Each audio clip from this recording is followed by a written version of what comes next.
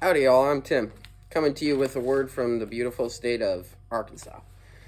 So, do you ever feel like you lack passion in your relationship with God? Are your devos ever like, oh, man, I'm just gonna get up, do my devo, and you just push through it? It's not fun at all or anything. Well, that's what today's devo is about. So, right now, I'm going through the Kings, and that's where I'm pulling this devotional from. So, it's all the way back in 2 Kings 13. Now, this is Elisha and Jehoash. So, Elisha is old, and he's getting ready to die, but he had done amazing things in his life. He literally raised someone from the dead. He makes an axe head float on the water so somebody can just pick it up. And so God's with him, and it's evident in his life. And Jehoash knows this, and he's getting ready to face down these Amorites.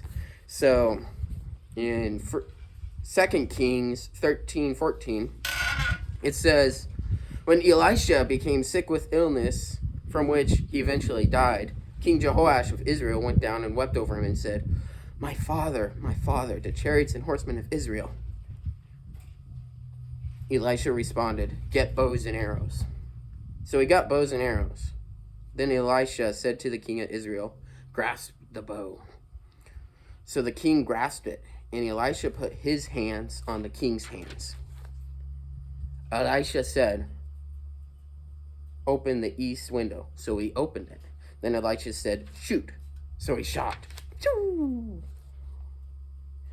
Then Elisha said, the Lord's arrow of victory. Yes, the Lord's arrow of victory over Aram. You are to strike down the Arameans in Aphelek until you put an end to him. Good news, right? Then Elisha said, take the arrows. So the king took the arrows. And then Elisha said to the king, strike the ground.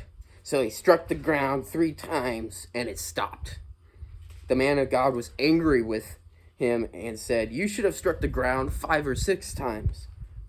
You would have struck down Aram until you had put an end to them, but now you will strike down Aram only 3 times. Then Elisha died and was buried. So, this is a very interesting passage because it's like, well, what does this even mean? Like, this is so random. Why did Elisha get mad with him for only striking the ground 3 times? Now, if you imagine this scenario, right, Elisha is really old, and I mean, Jehoash is respecting him, but he's probably like, what does this old guy got to say for me? So, like, he has him shoot through the window, and then he has him strike the ground, and Jehoash is just over there, all right, whatever. And if you notice, if you see it in the context, it's like he's lacking passion. It's like, oh, all right. And since it's only 3 times, so he's like not really wanting to do it. But if he had the passion behind it, it's like, oh, I'm ready to go 5 or 6 times and really trusted and believed. Then it's like, all right, God would have really delivered you from the Amorites. But that's not what happened, is it? So I don't know if you guys remembered, like a month ago, Gavin had a word about Jacob wrestling with God. And sometimes that can apply to our doubts of like, oh God, I have this doubt. But it also just applies to like our relationship with him. Because sometimes we're satisfied with just like being okay with, I lack passion with my relationship with God. But believe it or not, God wants to have a passionate relationship with you. He wants to like you to have this desire and this longing to be with him.